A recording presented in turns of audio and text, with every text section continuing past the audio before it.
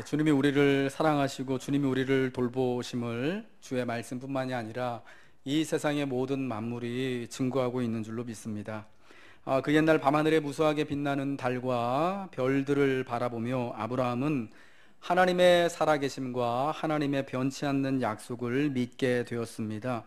그 이후로 그래서 사람들은 과연 하나님께서 이 땅에 살아계심을 확인하고자 할 때 저 우연치 않게 올려다본 밤하늘의 무수한 빛난 별들과 아름다운 은하수를 보며 과연 정말 하나님이 저기 계시는구나, 하나님이 이 땅의 모든 것들을 다스리고 통치하시는구나 라는 것을 고백해 오고 있습니다. 어제 오늘 그리고 참 감사하게도 우리가 또 체육 대회를 갖게 될 22일 날까지 참 굉장히 날씨가 좋습니다. 그동안 또 우리가 이를 위해서 기도해 왔는데 하나님이 정말 좋은 날씨와 일기를 주신 것을 참 감사하면서 함께 즐겨야 할 것 같습니다. 오늘 같은 날씨면은 이제 예배를 다 마치시고 저녁 시간에 저 일자산 허브 천문공원에 가셔서 밤하늘을 올려다 보시면 아마 무수하게 빛나는 별들과 또 달들을 참 보기 좋은 그러한 공기가, 밤 공기가 되지 않을까 하는 생각이 듭니다. 하나님께서 아브라함을 이끌고 밖으로 나가 밤하늘에 수많은 별들을 보여주셨습니다. 그래서 이 별들을 보여주시면서 아브라함아, 내가 너의 방패요, 너의 지극히 큰 상급이다, 두려워하지 말라라고 말씀을 하셨습니다. 아브라함과 같이 또 하나님의 사람이었던 다윗도 그가 한밤중에 양을 치던 곳에서 참 무수한 별과 빛나는 그 은하수들을 바라보며 그의 아버지, 그의 조상이었던 아브라함처럼 하나님이 과연 이 땅에 살아계시고 나를 생각하시고 나를, 비록 내가 양치이고 연약한 사람이지만 또 가정에서 사랑받지 못한 존재이지만 그러나 하나님의 나를 돌보시고 나를 천사보다 높이시고 존귀와 영광의 관으로 씌워주셨음을 찬양을 했습니다. 그게 시편 8편에 다윗의 찬송시로 나와 있습니다. 시편 8편의 노래예요. 여호와 우리 주여, 주의 이름이 온 땅에 어찌 그리 아름다운지요, 주의 영광이 하늘을 덮었나이다. 밤하늘에 빛나는 그 무수한 별들과 은하수들을 보면서 주님의 영광이 이 하늘을 다 덮고 있습니다. 주님의 이름이 저 하늘이 뒤덮여 있는 온 땅에 가득합니다 라고 고백을 하는 거예요. 주의 대적으로 말미암아 어린아이들과 젖먹이들의 입으로 권능을 세우시며 이는 원수들과 보복자들을 잠잠하게 하려 하심이니이다. 주의 손가락으로 만드신 주의 하늘과 주께서 베풀어 두신 달과 별들을 내가 보오니 사람이 무엇이기에 주께서 그를 생각하시며 인자가 무엇이기에 주께서 그를 돌보시나이까. 그를 하나님보다 조금 못하게 하시고 영화와 존귀로 관을 씌우셨나이다. 주의 손으로 만드신 것을 다스리게 하시고 만물을 그의 발 아래에 두셨으니 곧 모든 소와 양과 들짐승이며 공중의 새와 바다의 물고기와 바닷길에 다니는 것이니이다. 여호와 우리 주여, 주의 이름이 온 땅에 어찌 그리 아름다운지요. 다윗이 그의 조상이었던 아브라함을 생각하며 아브라함이 저 밤하늘의 빛난 별들을 바라보며 하나님의 살아계심과 하나님의 돌보심을 고백하였던 것처럼 그도 역시 저 밤하늘 무수한 빛난 별들을 보며 이 모든 것이 온 땅에 하나님의 영광이 충만함을, 하나님께서 나를 생각하시고 나를 돌봐 주심을 또 기대하고 감사하며 찬양을 했던 것이죠. 오늘 우리도 이렇듯 아브라함과 같이 또 하나님의 사람 다윗과 같이 우리가 저 밤하늘의 별들을 바라보며 하나님께서 나를 천사보다 높게 하시고 하나님보다 조금 못하게 영광과 존귀로 관을 씌워 주심을 감사하며 하나님을 찬송하고 고백했으면 좋겠습니다. 이 창세기 15장의 아브라함의 이야기는요, 복음에서 매우 중요한 위치를 차지하고 있습니다. 우리 믿음의 조상, 믿음의 대표격인 아브라함이 드디어 처음으로 하나님을 믿었다라고 고백을 하고 있고요.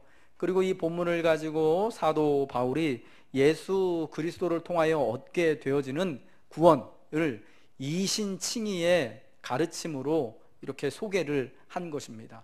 우리 조상 아브라함이 하나님을 믿음으로 말미암아 그 믿음이 하나님 앞에 의가 되어서 구원을 받은 것처럼 이제 우리 모두도 다 우리의 노력이나 행함이나 우리의 자격이 아니라 오직 우리에게 믿음을 주시는 하나님으로 말미암아 하나님의 자녀가 되고 구원받는다라는 놀라운 복음의 진리가 바로 이 창세기 15장에 아브라함이 또 하나님이 아브라함에게 많은 수많은 밤하늘의 별들을 보여주신 그 이야기를 통하여서 오게 되었던 것입니다.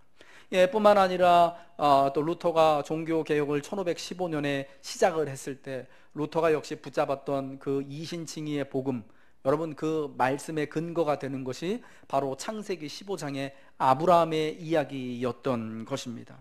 여러분, 그러므로 이 창세기 15장에 아브라함이 밤하늘의 무수한 별들을 바라보며 마침내 하나님을 믿고 그것이 그 믿음이 그의 의가 되어서 하나님이 약속하신 모든 것들을 이제 다 얻게 된 그 놀라운 장면을 말씀하는데, 여러분 그런데 그 사건이 있었던 때가 여러분 아브라함이 믿음이 충만할 때, 아브라함이 여러분 하나님 볼 때 엄청난 믿음의 분량에 다 있을 때, 영적으로 가장 강건했을 때, 누가 보더라도 아브라함이 참 하나님에 대해서 대단한 믿음과 역사를 이루고 있을 때 드디어 마침내 아브라함이 하나님을 믿었다, 그것이 그의 의가 됐다라고 말씀하지 않는다라는 겁니다. 도리어 이 놀라운 이 복음의 진리를 담고 있는 이 부분, 이제 오고 오는 모든 세대들에게 하나님의 권세와 하나님의 은혜와 구원하심의 증거가 되는 이 사건이요, 오히려 아브라함이 우리와 같이요 믿음이 없어서 두려워 떨고 있을 때, 믿음이 없어서 도리어 하나님을 의심하고 하나님께 대하여서 항변하고 있을 때 주어지게 됐다라는 것입니다. 여러분, 이때 아브라함은요 커다란 두려움에 사로잡혀 있었습니다. 오늘 본문 1절의 말씀을 함께 읽도록 하겠습니다. 화면을 보시고 읽겠습니다. 읽겠습니다. 시작. 이후에 여호와의 말씀이 환상 중에 아브라함에게 임하여 이르되 아브라함아 두려워하지 말라. 나는 내 방패요 너의 지극히 큰 상급이니라. 환상 중에 아브라함을 찾아오신 하나님이요, 첫 말씀이 뭐냐? 여러분 뭐지요? 아브라함아 두려워하지 마라. 두려워하지 말라는 말씀이었습니다. 여러분 왜 두려워하지 말라고 말씀하셨을까요? 갑자기 살아계신 하나님이 환상 중에 나타나시니까 하나님을 뵙게 되니까 너무 두려워가지고 떨려서 그랬을까요? 근데 여러분, 아브라함이 환상 중에 하나님을 만나는 것이 이번이 처음이 아닙니다. 그는 그의 고향인 갈대아 우르에서도, 그리고 또 하란을 떠날 때에도 하나님을 환상 중에 뵙게 됐었어요. 그러니까 여러분, 우리 같이 한 번도 하나님 만나보지 못하다가 어느 날 갑자기 꿈꾸고 있는데, 기도하고 있는데 진수야 이러면은 제가 아무리 목사더라도 여러분 두렵고 떨리지 않겠습니까? 되게 무서울 거예요. 그런데 아브라함은 그때가 하나님이 찾아오신 게 처음이 아니거든요. 그러니까 왜 하나님이 두려워하지 말라 라고 왜 그러셨냐? 이때 사실 아브라함이요 엄청난 두려움 가운데 사실 사로잡혀 있었던 거예요. 하나님 만나서 두려운 게 아니라 그거보다 더 큰 두려움이 있었는데, 그와 다른 종류의 두려움이 있었는데 뭐냐? 바로 이후에라는 표현에 그 힌트가 있습니다. 15장 1절에 이후에 여호와의 말씀이 환상 중에 아브라함에게 임했다라고 말씀하잖아요. 그러니까 이전에 무슨 일이 있었는지를 한번 봐야 되는 거예요. 창세기 14장에요 아브라함이 어떤 사건 때문에 굉장히 큰 두려움에 사로잡히게 된 일이 있었던 겁니다. 창세기 14장에 어떤 이야기가 있냐면은 이 아브라함의 조카인 롯이 살고 있던 소돔 땅에서 국제전쟁, 세계대전이 벌어집니다. 그 당시로 하면 시날 왕을 중심으로 한 3명의 연합군들과, 그리고 롯이 살고 있던 소돔 땅의 왕, 소돔 왕을 중심으로 한 3명의 연합군의 왕들이 서로 전쟁을 일으킨 거예요. 원래는 소돔 왕이 시날 왕을 섬기고 있었는데 그걸 배신해가지고 전쟁이 일어났는데 어떻게 됩니까? 시날 왕 연합군이 소돔 왕보다 강해가지고 그들을 이기게 됩니다. 그래서 소돔 왕과 그의 연합군에 속해 있던 모든 것들을 다 패배시키고 포로들을 사로잡아 가고 물건들도 다 노략질해 가는 거예요. 여러분, 그때 아브라함의 조카, 아브라함이 그 당시까지 또 유일하게 가지고 있었던 그의 가족 1점 혈육 롯이요 그때 포로가 돼서 롯의 모든 가족들과 그의 모든 소유물과 함께 사로잡혀가게 되는 거예요. 여러분, 이 소식을 듣고 아브라함이 자기 집에서 길리온 318명의 사람들을 데리고 가서 신하랑 연합군을 패배시키고 급습을 해서 조카 롯과 사로잡혀갔던 모든 것들을 다시 되찾아오지 않습니까? 그러면서 돌아오는 길에 살레망 멜기세덱을, 여호와의 대제사장인 이 멜기세덱을 만나서 그의 축복을 받고 그에게 소득의 10분의 1을 11조로 드리고, 이게 어떻게 보면은 참 그 개선행진이었거든요. 승리하고 돌아왔으니까 살레망 멜기세덱이 나와가지고 당신 정말 대단합니다, 하나님이 이렇게 영광을 주셨습니다, 승리를 주셨습니다 라고 막 그렇게 하는 거예요. 여러분, 그러고 나서 전쟁에서 이기고 롯을 찾아오고 살레망 멜기세덱에게 소득의 10분의 1을 드리고, 그리고 집으로 마침내 딱 돌아온 다음에 얼마 지나지 않아서 덜컥 겁이 나게 된 거예요. 여러분, 이거는 그러니까 이후에 아브라함이 두려워했다는 것은 그것을 배경으로 하고 있는 거예요. 그러니까 아브라함이 두려웠던 이유가 크게 두 가지가 있는데요. 첫 번째는 전쟁 때문에, 신하왕이 자기를 가만둘 것 같지가 않아서가 첫 번째였고, 두 번째는 오늘 본문에 나와 있는 것처럼 주 여호와여, 나는 무엇을 내게 주시려 하나이까? 내게 나는 자식이 없사오니, 자식이 그때까지 없었던 거예요. 이 두 가지가 굉장히 아브라함을 그때 두렵게 만들었던 거예요. 아브라함이요, 자기 조카 롯을 구하기 위해서 318명의 사람들을 집에서 기르고 훈련한 이 사람들을 끌고 가서 신하랑을 급습했습니다. 돌아가는 신하랑을. 여러분, 그래가지고 정말 우연찮게 기적적으로 승리를 거두고 자기 조카 롯과 사로잡혀갔던 모든 것들을 다시 다 되찾아오게 되었습니다. 근데 여러분, 이때 아브라함이 신하랑 연합군을 그러니까 자기 조카 롯을 되찾아오기 위하여서 갔던 것은요, 전쟁을 일으킨 것은 아브라함이 힘이 많아서가 아니었어요. 318명이 여러분 많아 보이죠? 한 2개 중대 정도 되는 거잖아요.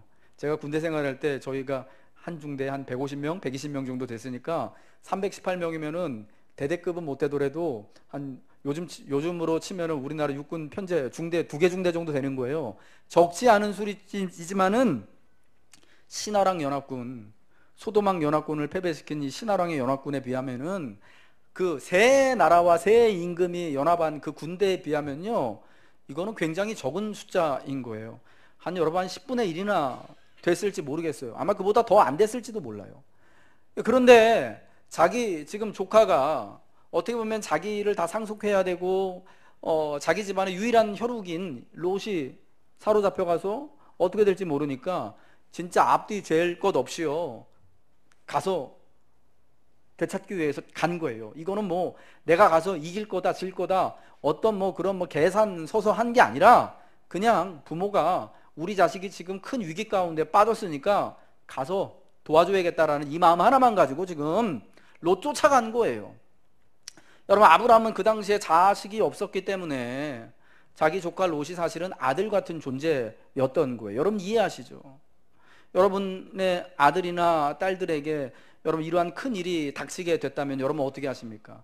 내가 돈으로 해결할 수 없는 일이라고 하더라도, 이건 뭐 돈으로 해결할 수 있는 일인데 어쩌면은 그러니까 쉽게 말해서요, 쉽게 우리 아들이 가가지고 어디 가서 사고를 쳤어요. 누구하고 싸워가지고 때려가지고 이빨이 막 왕창 나갔어요. 근데 이걸 다 물어줘야 돼. 안 그러면은 깜빵 가게 생겼는데, 그런데 이게 돈이 한두 푼이 아니거든요.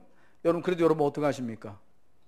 일단 가서 합의 보고, 일단 가서 어쨌거나 우리 아들 빨간 줄 안 가게 가려고, 우리 애한테 이렇게 안 하려고, 나는 비록 경제적인 능력도 없고 어떤 다른 뭐 여유가 없지만 일단 가가지고 애 데려오려고 여러분 뭐 달러빚이라도 내서 하지 않습니까? 그게 여러분 부모의 마음이잖아요. 우리 자식한테 무슨 문제가 생기면은 앞뒤 재지 않고 전후사정 살피지 않고 내가 어떤 여유가 있는지 내가 뭘 할 수 있는지 판단하지 않고 일단 먼저 가잖아요. 아브라함이 그때 그런 거예요. 그리고 나서 진짜 자기는 기대도 안 했는데 자기 죽을 각오라고 갔는데 이긴 거예요. 여러분 엄청 큰 승리를 거둔 거 아닙니까? 그러고 나서 집에 돌아와서 곰곰이 생각해 보니까 되게 무서운 거예요. 떨리는 거예요. 왜 그럴까요? 신하랑 연합군이요 갑자기 급습을 당해가지고 졌어요. 근데 이 사람들이 여러분 가만히 있겠습니까? 소돔왕도 패배를 시켰는데 기껏 가나안 땅에서 지금 아브라함은요, 땅도 한 평 없고요, 지금까지. 그리고 자식도 없고 겨우 그냥 거기서 이방인으로 나그네로 살아가는 사람인데 그 동네에서 제일 힘센 사람한테 와가지고 한 대 때리고 도망간 거란 말이에요, 지금. 그러니까 여러분, 이 신하로 왕이 가만히 있겠습니까? 자기 명예를 위해서라도, 자기 나라를 통치하는 자기의 권력을 위해서라도 가만히 있으면 안 되는 거예요. 이 왕이 어떤 왕이었습니까? 소돔 왕이 반기를 드니까 가가지고 한 대 확 때린 사람이거든요. 그런데 뭐 아브라함 같은 사람 가만히 두지가 않는 거예요. 그러니까 아브라함이 집에 들어와서 이제 생각해 보니까 큰일이 난 거예요. 자기가 해서는 안 될 일을 한 것 같은 거예요. 조금 있다가 신하랑이 군대 이끌고 와가지고 자기 죽이러 올 것 같은 거예요. 그러면 자기만 죽는 게 아니라 자기와 자기 집에 있는 모든 사람들, 사랑하는 아내와 또 롯까지 포함해가지고 다 죽게 생긴 거예요. 여러분, 두렵지 않을 수가 없는 거예요. 그러니까 큰 무서움에 사로잡히게 된 겁니다. 여러분, 두려움은, 낙심은 언제 생기냐면요, 참 두려운 일이 있으면 두려우게 되는데 어느 때는요, 큰 승리와 내가 큰 영광과 성취를 이룬 다음에 두려움이 찾아오기도 하는 거예요. 왜 그러냐, 이 아브라함처럼요, 도대체 내가 할 수 없는 일인데도 불구하고 내가 높아지는 경우 있잖아요. 저 높은 곳에 이건 분명히 내 능력이 아닌데 올라가게 된 경우가 있어요. 여러분, 근데 딱 올라가서는 되게 좋은데 그 다음에 정신이 반짝 들고 나서는 이거 내가 여기 어떻게 올라왔지? 이거 내가 어떻게 해냈지? 과연 이 자리에 계속 있을 수 있을까? 엄청 무서워지기 시작하는 거예요, 그때부터. 예. 아브라함이 여러분 딱 그랬던 거예요. 그리고 나서 또 생각해 보니까 자기 죽는 거는 괜찮은데, 자기 다 망하는 것은 괜찮은데, 지금 아브라함이 자기 고향 갈대아 우르 떠나가지고 하란을 떠나서 이 가나안 땅, 한 번도 가보지 못했던, 알지 못했던 이 땅에 와 있는 이유가 뭡니까? 하나님이 부르셔서 그런 거잖아요. 내가 이 땅을 너에게 기업으로 주고 이 땅을 영원토록 그 기업을 받아 누릴 수 있는 후사, 아들을 대대로 너에게 주겠다 약속하셨어요. 그 약속 하나 믿고 왔는데 지금은 땅도 없고 결정적으로 아들도 없어요. 그러니까 자기가 죽고 나면은 후사가 없어지는 겁니다. 아들이 없다라는 것이 지금 이 두려움 가운데 더 크게 다가오기 시작한 거예요. 그러니까 훨씬 점점 더 큰 두려움에 빠지게 되었던 거죠. 아브라함은 여호와 하나님의 말씀대로 하란을 떠났을 때 나이가 75살이었습니다. 그런데 지금이 몇 살이냐면요, 이제 바로 이제 그 다음 장 창세기 16장에 가면 아브라함이 사레의 여종인 애굽인 하갈을 통하여서 이스마엘 아들을 낳는데 그때 이 아브라함의 나이가 86세예요. 그러니까 그 와중에 이 전쟁도 있었고, 그리고 두려움 가운데 떨어져 있던 아브라함에게 하나님이 찾아오신 일도 있었어요. 그러니까 75세 때 하란을 떠났고 86세 때 이제 이스마엘을 얻었던 그 와중에 이제 일이 있었으니까 여러분 대충 잡아도 우리가 최소한 10년 정도가 10년이 흐른 거예요. 하란을 떠나온 지가. 아들이 없는 상태로 약 10년 정도가 그렇게 흘렀던 거예요. 10년 동안 하나님이 주신 약속만 붙잡고 이 땅에서 살았는데 지금은 땅도 한 평 못 받고 아들도 지금 여전히 없고 지금은 자기도 불임의 상태가 됐고 아내도 보니까 애 낳을 소망이 없어요. 게다가 조금 있으면은 신하왕이 곧 쳐들어올 것 같아요. 물론 그거는 아브라함의 생각입니다. 그 일은 일어나지 않았죠. 하나님의 도우심이라고 우리는 그렇게 믿습니다. 예, 그러니까 참 이 두려움에 사로잡힐 수밖에 없는 거예요. 그래서 여러분, 하나님이 아브라함에게 찾아와서 아브라함아, 두려워하지 말라. 내가 지금 내 상황과 형편과 마음을 다 안다. 내가 내 방패고 너의 지극히 큰 상급이다라고 말씀하는 거예요. 여러분, 그런데 아브라함의 반응, 아브라함의 이 하나님께 대한 반응이 참 재밌습니다. 2절에 뭐라 그럽니까? 주 여호와여, 무엇을 내게 주시려 합니까? 나는 자식이 없사오니 나의 상속자는 이 다메섹 사람 엘리에셀입니다. 이게 되게 우리 성경에는 점잖게 표현되어 있지만은 사실은 아브라함이요, 하나님한테 되게 따지는 거예요. 여러분, 우리가 마음에 참 두려움이 있고 실패와 낙심 때문에 혹은 아직 일어나지 않은 일이지만 내가 상상 속에서 굉장히 괴로워하고 있는 순간에 때로는 여러분, 하나님에 대해서 어떤 마음이 드십니까? 그럼에도 불구하고 하나님이 나를 사랑하시고 나를 붙잡아 주실 거야, 이런 마음이 드시죠. 그런데요, 또 되게 많은 경우에는 이 두려움에 사로잡혀 있으면요, 이 절망 가운데 있게 되면요, 하나님이 되게 야속하게 느껴지는 거예요. 하나님이 분명히 나를 붙잡아 주시겠다고 약속했는데, 하나님이 성경에 이렇게 하나님을 따르는 사람들은 하나님이 상급도 대주시고 방패도 대주신다고 했는데, 하나님이 도대체 우리 나 말고 다른 예수 잘 믿는 사람들은 다 보면 다 형통한 것 같고 다 번성하는 것 같고 다 잘 살아가는 것 같은데, 왜 나만 아프고, 죄송합니다, 왜 나만 힘들고 나는 이렇게 일이 하나도 안 되나? 남의 자식들은 공부도 잘하고 학교도 잘 가고 시집도 잘 가고 장가도 잘 가는데 우리 애들은 아무튼 그래요. 섭섭한 마음이요, 힘들고 괴로울 때요, 더 이렇게 훅 올라오는 거예요. 아브라함이 지금 그런 거예요. 하나님, 나한테 무엇을 내게 주시려고 합니까? 이 말이 뭐냐? 하나님 저한테 약속한 게 두 가지가 있는데 하나님 지금 하나도 안 주셨잖아요. 이런 거 하는 거예요. 나는 자식이 없습니다. 이 말은 뭡니까? 하나님이 자식 주신다고 했는데 여태까지 안 주고 10년이에요. 이거예요. 도대체 내가 하나님을 어떻게, 내 방패고 내 상급이라고 내가 어떻게 하나님을 믿겠습니까? 약속도 안 지켜주셨는데. 지금 아브라함이 이렇게 말하는 거예요. 두려운 가운데 약속을 아직 주시지 않은 하나님을 신뢰하지 못하고 의심하고 있는 거예요. 강변하는 거예요. 심지어 그분을 비난하기까지 하는 겁니다. 여러분, 하나님에 대하여서 하나님이 약속을 왜 안 지켜주시냐고, 하나님 참 신실하지 못하다고 비난하고 항변하는 거에 대해서 여러분 어떻게 생각하십니까? 불경해 보이죠. 야, 믿는 사람은 무조건 믿어야 돼. 아직 약속이 오지 않았지만 우리는 끝까지 붙잡아야 돼요. 어떻게 교인이, 어떻게 집사님이 그런 말을 할 수가 있어? 하나님께 대하여서 빨리 회개하시오. 보통 우리가 그러거든요. 근데 여러분, 하나님은 그런 우리를 어떻게 바라보시냐? 이런 불경한 아브라함에 대해서요, 하나님이요, 야, 너 어떻게 그딴 말을 하냐라고 말씀하지 않으셔요. 야, 내가 너 10년 동안 뒤를 봐줬는데 너 어떻게 나한테 그런 버릇없는 얘기하냐? 너 참 불경하구나 하지 않으시고요, 오히려 하나님이요 3절에 내게 씨를 주지, 뭐라 그럽니까? 4절에 하나님의 말씀이 그에게 임하여 그 사람이 내 상속자가 아니다. 야, 너 지금 못 믿는 것 같지만 그러나 그거 아니야. 지금 하나님을 의심하고 불경하게 행하는 아브라함에게요, 하나님이 하시는 얘기는요, 너 믿음이 없다고, 너 이렇게 태도가 글러먹었다고, 너 그런 믿음은 너 틀린 거라고 말씀하지 않고 오히려 두려워하지 말아라. 그럼에도 내가 너의 상급이 되고 내가 너의 큰 방패가 되겠다. 정말 내가 너에게 말한 것처럼 내 씨를 주겠다. 저 별들을 봐라. 저 무수한 별들처럼 너 지금 아들이 하나도 없다고 하지만은 내 자손이 이와 같이 많을 것이다 라고 도리어 두려워하고 하나님을 의심하고 하나님을 대하여서 비난하는 아브라함을요, 위로해 주시고 그를 붙들어 주시고 그와 함께 하시는 겁니다. 여러분, 하나님께서 아브라함에게 나타나신 이유는 뭐냐? 두려움을 없애주시기 위함이었어요. 그의 두려움이 변하여서 하나님에 대한 든든한 믿음이 되도록 하기 위하여서 하나님이 아브라함을 찾아오신 거죠. 너 이제 틀렸다. 내가 너 이때까지 테스트 해봤는데 너 낙제, 너는 끝, 이런 말씀 하시려고 오신 것이 아니었다라는 겁니다. 여러분, 여기서 참 우리는 정말 위로를 얻는 거예요. 우리가 볼 때 아브라함이라는 사람이 참 믿음의 조상으로서 우리하고는 전혀 다른 그런 레벨에 있는 믿음의 사람 같잖아요. 아브라함이니까 하나님이 그렇게 믿음도 인정해 주시고, 하나님이 아브라함이니까 그에게 그런 축복도 주시고, 하나님이 아브라함이니까 저 이민 간 땅에서도 저렇게 잘 살게 해주시고 하는 거지. 우리하고는 비교가 안 돼. 그런데 여러분, 아브라함도 두려워했고요, 심지어 아브라함도 하나님을 의심했고, 심지어 우리처럼 아브라함도요, 하나님 앞에서 하나님을 비난했어요. 하나님 거짓말쟁이, 하나님 약속한 거 주신 게 하나도 없잖아요.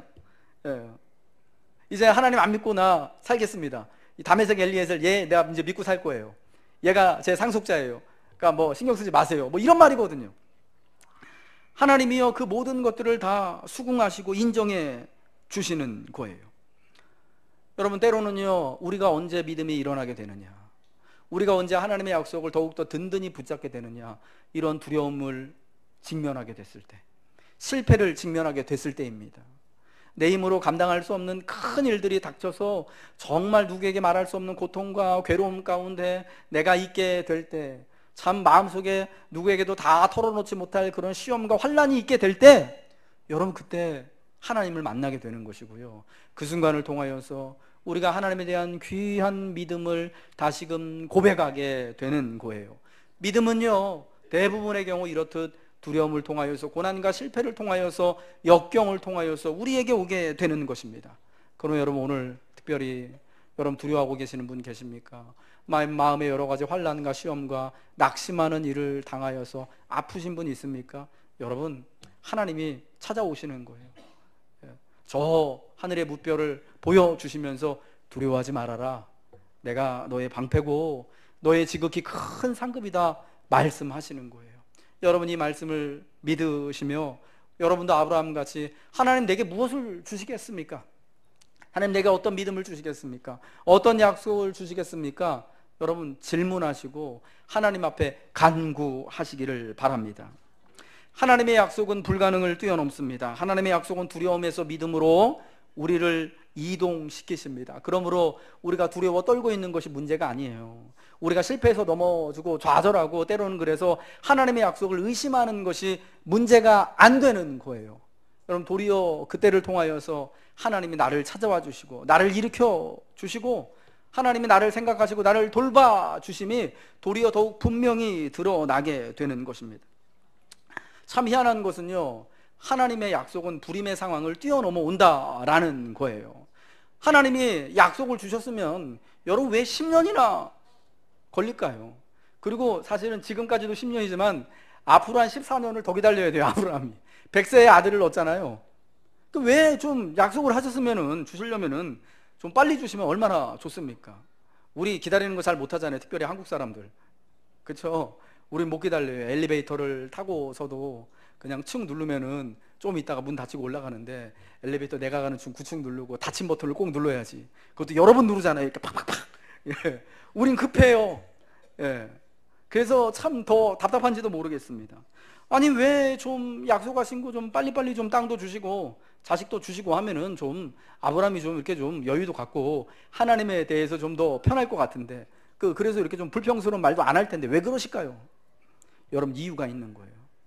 이 약속이 아브라함의 능력이나 우리의 능력이 아니라, 우리의 힘으로 우리가 쟁취하는 것이 아니라, 얻어내는 것이 아니라 오직 하나님께서 이루시는 것이다라는 것을 우리에게 알려주시고 믿게 하시기 때문입니다. 여러분, 아브라함이 온전한 불임의 상태가 돼야지, 아브라함이 완전히 정말 이 두려움 가운데 이제는 진짜 다 망할지도 모르겠구나라는 상황이 돼야지, 이걸 다 하나님께서 정말 나를 생각하시고 나를 돌봐주시고 하나님이 진짜 나의 상급이시고 내 지극히 큰 방패시구나 라는 것을 여러분 알게 되는 것 아니겠습니까? 하나님의 약속으로 믿음에 이르고 하나님의 약속으로 약속하신 후사를 얻고 기업을 얻게 되는 것이지, 여러분 내 힘으로 하는 것이 아니잖아요.